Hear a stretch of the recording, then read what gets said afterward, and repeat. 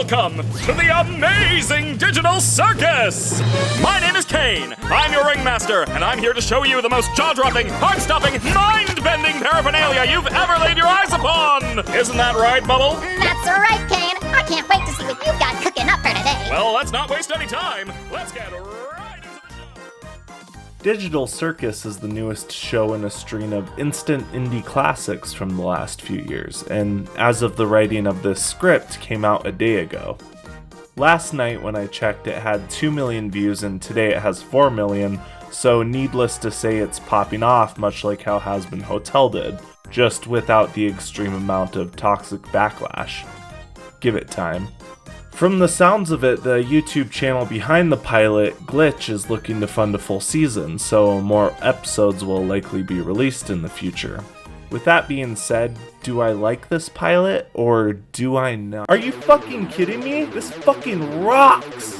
From here on, I'm going to be spoiling major elements of the Digital Circus pilot, so please, please, please go watch it first. It really is amazing, and my in-depth review will make more sense with context.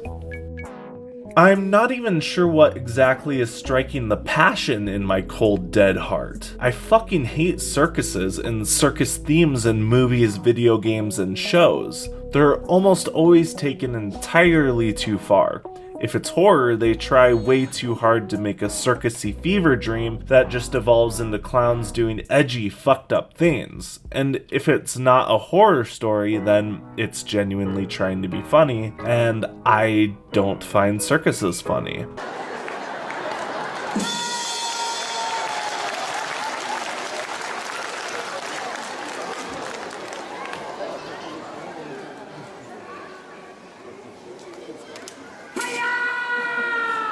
They're just loud and annoying. However, Gooseworx somehow struck a perfect balance between being genuinely funny and having an intriguing kind of psychological horror. Digital Circus revels in its aesthetic reminiscent of a 90s PC game for children, the sort of thing your mom would rent for you from the public library even though she told you to get a book, but you don't want a book because books are boring and video games are cool, and eventually her will breaks and you get what you want because you're a little shithoo. The models are smooth with a distinct lack of detail, and the lighting is super simple, which makes characters and environments easier to model and animate, the perfect setting to be produced by a limited team on a shoestring budget. They're able to establish an ever-present eeriness without resorting to gross slime and sharp monster teeth, except when they do, which the show promptly makes fun of. You foolish assortment of colorful characters! Do you not realize that everything must be Gloinks? I am Gloinks. You will be Gloinks. God will be Gloinks. This is dumb and weird. The situation and premise are enough to keep the horror element alive for the entire runtime, despite some pretty childish shenanigans and designs. They can't even swear it's glorious. The fourth wall breaks are cleverly woven into the premise, an effort that gets bypassed by a lot of stories for some reason. I love that the only stated goal of the characters is to just exist here without going insane. The implication is mortifying. Before I move on to the nitty-gritty of the story and general writing, I want to gush all over the animation, as that is my forte and my one true love in life. I absolutely adore these designs. My favorite one by far is Kane because, well, I mean, look at him. The way he talks, moves, and emotes with his jaws, it's ingenious. Like, his top jaw functions emotively as fucking eyebrows.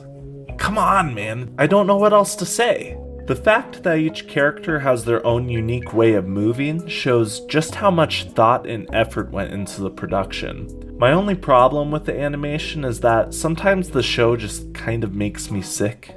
Let me explain. While I would be disappointed if they completely got rid of the smooth animation, I wish there was a little more creativity with the frame rate of the animation. Sometimes the motion between keyframes is just too smooth and it feels weird. Not in an unsettling way, as I'm sure much of it is intended to be, and a lot of the time it does succeed with this. Sometimes it's just weird and off-putting on a technical level. The camera also needs some work. The motion needs to be just a little more natural. Anytime it moves, it feels like there's only 2 keyframes, one for the start of the motion and one for the end, with a bit of easing enabled, the end result being way too smooth. This, again, might have been done intentionally, both to add to the uneasy feeling of the world and cut down on work for the animators. However, as it is currently implemented, it just hurts my brain a little bit. I should clarify that most of the camera work is pretty phenomenal.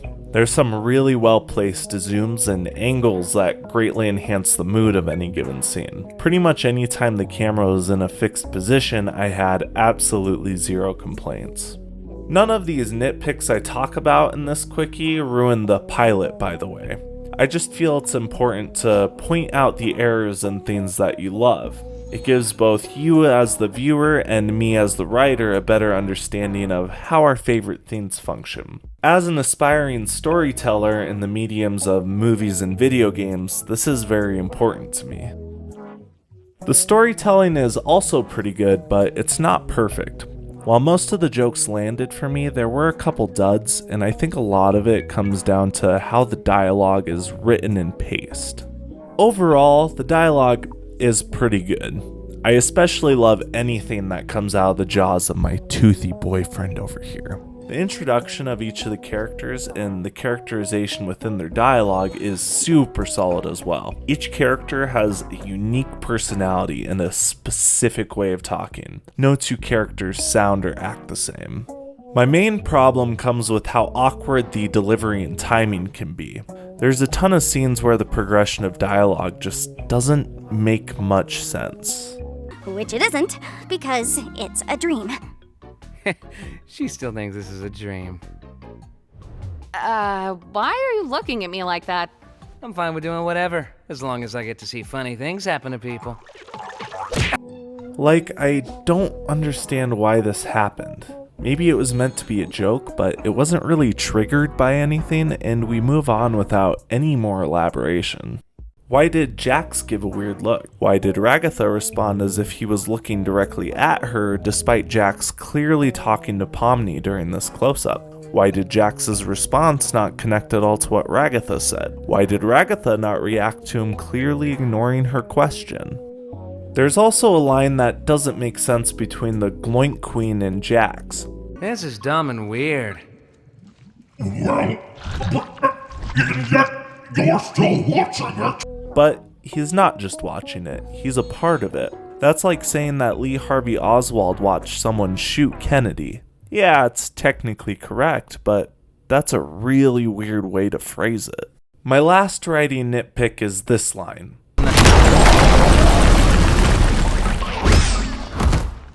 Oh, thank God you're okay.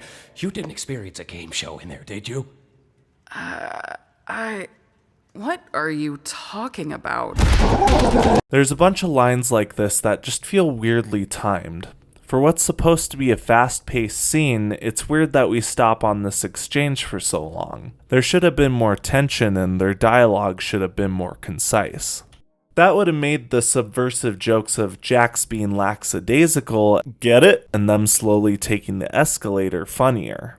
I'm hoping that these issues get ironed out during the writing process when they inevitably get funding for the rest of the season. But like I said, it's not the end of the world if they don't get entirely fixed. I want it to be clear that I'm sounding a lot more mean than I feel. All of this is constructive. I really do love this pilot. The structure is laid out really nicely, jumping back and forth between the Gloink adventure and dealing with Kaufmo the abstracted clown, with both of these plots naturally converging at the end. The ending shot is also fucking beautiful, showing off everything that makes the premise so amazing. Unfittingly cheery music, Pomni's 1,000-yard stare as she truly processes how fucked she is, the camera zoom accentuating this, everyone else just conversing normally. It's just Perfect. Despite my incessant whining, I loved every second of this. Every time I had to pull up the video to find footage, I'd end up watching the entire episode all the way through. With that being said, I personally cannot wait to see more of what Gooseworx and Glitch have in store for us. Until then, thank you for watching and have a good eternity in the void.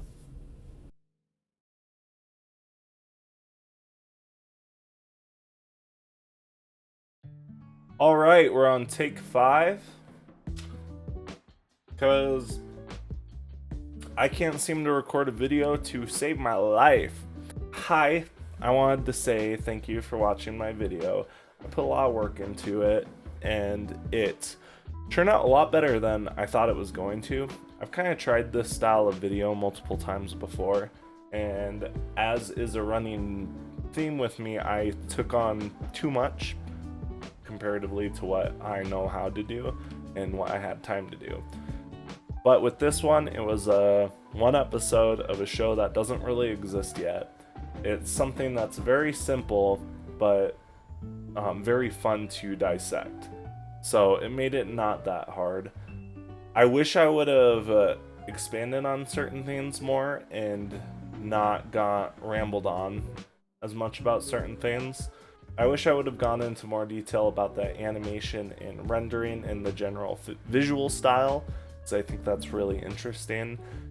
And I think I rambled on about the writing and dialogue just a little too much.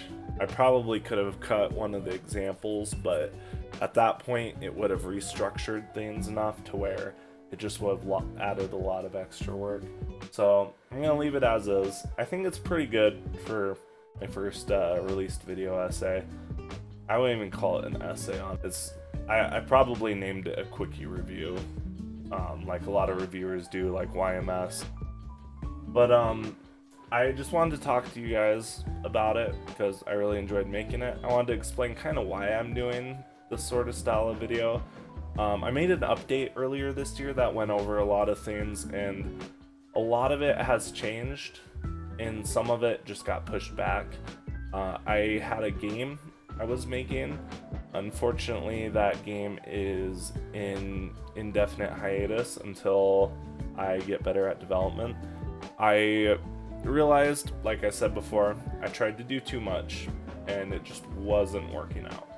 So I put it on indefinite hiatus and I started developing a concept for a much simpler game. One where I don't really have to take the logic of the world as seriously and the consistency of the world as seriously. It's about a skateboarding astronaut with shorts exploring these floating islands. So leaves room for a lot of creativity, and the premise allows for me to insert any of that creativity pretty seamlessly, which is what I'm happy about. I say too much, I think. Yeah, I'm super hyped for that. I would like to develop more simple games like that first before I do my orb project, because the orb project is just too much and I want to be able to accomplish it well. I want to execute it well. I don't want to try and do this big project and just fucking fail on every level. As far as the animation goes, I'm kind of doing the reviews to break up the gaps between animation releases. Growth doesn't really happen when you release a video that's like 20 seconds long every 2 months, which makes sense because that doesn't really bring a lot of people to the platform. But unfortunately, that sort of content just takes a lot of work, and I don't really have a network built up yet to be able to produce that work fast. Hopefully it'll get there eventually, but until then I'm going to try to break up the time in between with some other kinds of easier to produce content. And judging other people's work is really easy, it seems. That's kind of where I'm at with that. I have a Mario short that was supposed to come out on the 20th for the release of Mario Wonder. Unfortunately, that is not going to happen. It releases in 2 days, and I have way more than 2 days of work left. I have to do line work yet. I have to finish up just a little more of rough animation, and then I have to do coloring, lighting, I also have backgrounds, and so I'm probably at least a month out yet, unfortunately, but we'll see how it turns out. So be on the lookout for that. Part of the reason I did choose it was I do want to kind of try to cater to the algorithm a little more.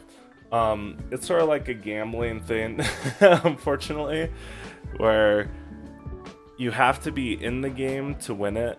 That doesn't mean you will win it, but like, if you want to get picked up by the algorithm, you have to at least be adhering to the algorithm a little bit.